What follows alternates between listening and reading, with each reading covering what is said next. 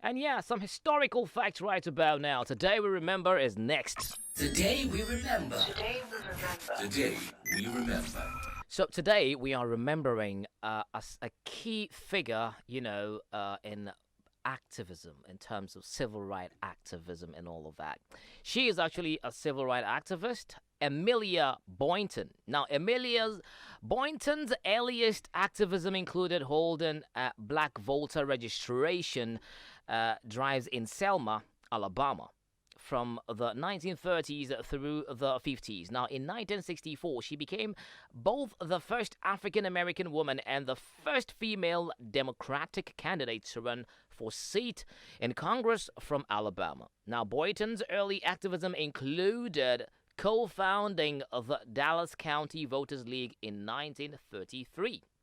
Now, her husband, Samuel Boynton, who supported her civil rights activism and desire to better the lives of African American members of their community, particularly sharecroppers, died, however, unfortunately, in 1963. But Amelia continued their commitment to improving the lives of African Americans.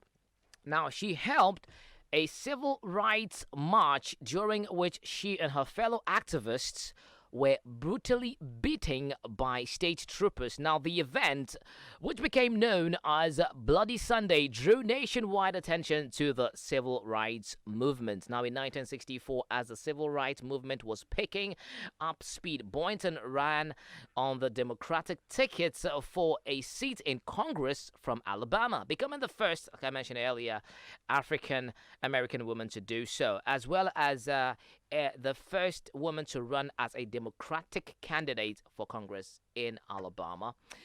And in 1990, Boynton won the Martin Luther King Jr. Medal of Freedom.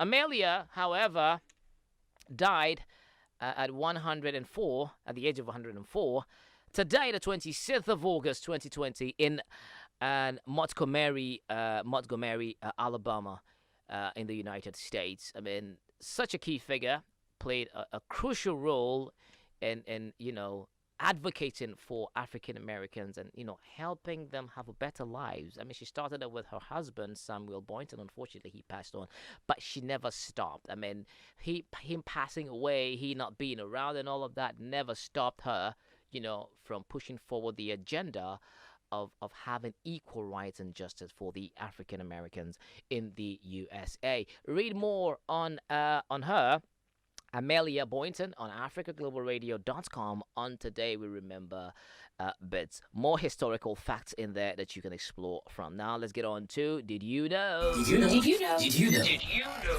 Yep, did you know Dar es Salaam in Tanzania is the world's largest KiSwahili city?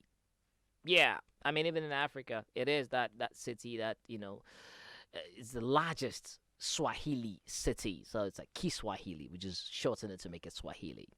So it is one of the world's fastest growing cities, with an increase in population from 4.365 million in 2012 to 6.7 million in 2020. It is also the most popular city in East Africa and the former capital of Tanzania. Now the capital is Dodoma, but, I mean, Dar es Salaam, yeah, of course, the largest KiSwahili city in Africa. If you didn't know that, well, now you know. Well, I believe for those in Tanzania would know. For others in North Africa, you might have no idea. South Africa, maybe just a bit. West Africa, someone might not have an idea about it. But yeah, you know about that now. So you can read more on AfricaGlobalRadio.com on the Did You Know section.